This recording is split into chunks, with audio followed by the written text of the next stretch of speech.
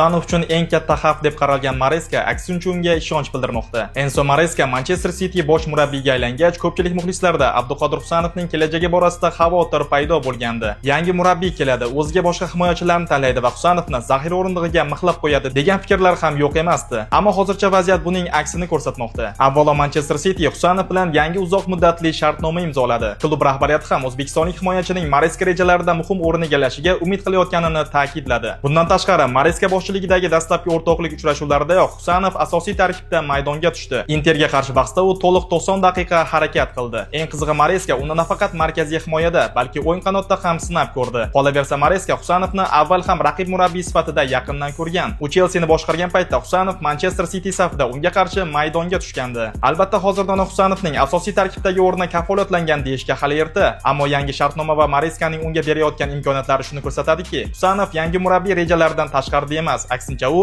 o'z o'rnini yanada mustahkamlash uchun real imkoniyatga ega.